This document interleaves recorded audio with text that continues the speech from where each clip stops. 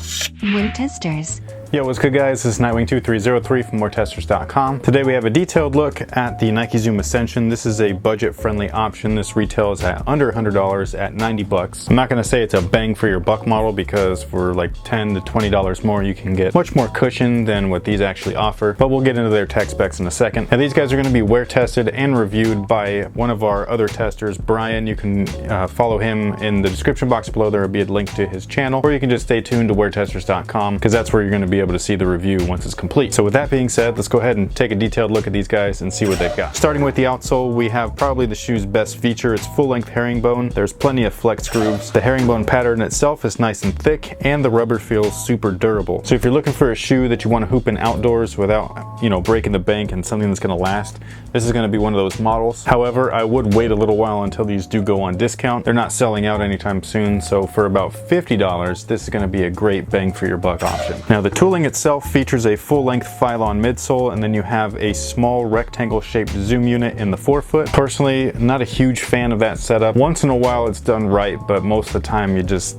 it's like real lackluster. But again, this is a budget option, but like I was saying, you can definitely spend like $10 to $15 more, maybe even $20 more, and you'll get like full-length cushion compared to something like this. But it all really depends on what you're looking for. Most people just want to rock Nike, so if you're looking for a budget option that is within the Nike brand, this is that shoe. Along the upper, we have a very interesting style construction. Most of the shoe is super flimsy and very lightweight mesh, and then behind that mesh is a little bit of nylon, and then you can see all of the stitch lines that are not only for design purposes, but it's also to give that area a little bit more structural integrity. That way you don't stretch the material out too much. The rear section of the shoe is made out of foam and mesh, and there's a small TPU heel counter within the shoe itself. Now this setup here has some pluses and minuses. The plus is that there's no break-in required because it's completely mesh. It's a super soft material. It's going to wrap and conform around your foot, which is nice as long as you get the right size. How they fit, I'm not sure. Like I said, this is not my shoe. I would assume go true to size, but again, I'm not positive, so don't take my word on that. And then the downside is that it's going to lack a lot of support because this is one of the flimsier uppers I've felt like in quite some time. It's like really soft and everything, so a lot of the structural is just on the lateral end where that extra stitching is at, and that's on both sides. And the other negative is durability. Softer materials, they just don't last as long. That's,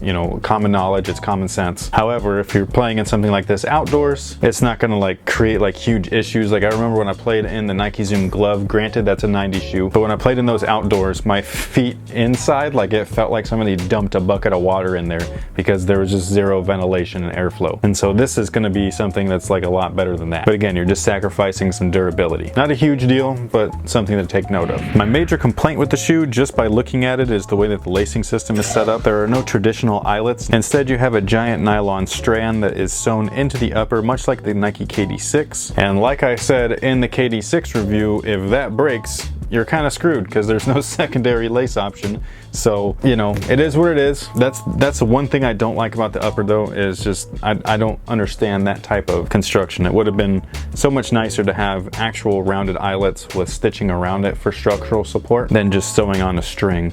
But what do I know? And that's pretty much it as far as the shoe is concerned. Again, stay tuned to WearTesters.com for the upcoming performance review. Give Brian a few weeks. He'll test them, he'll review them.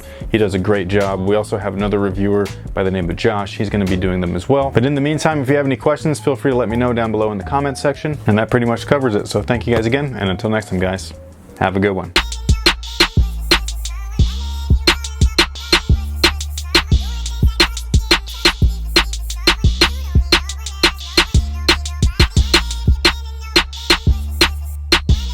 Like I was saying earlier, these guys have full leather upper, Phylon midsole, and full-length zoom, along with a carbon fiber spring plate. And after you break them in, they are really, really fun to play in. Now, as far as their sizing, I'd recommend going true to size or down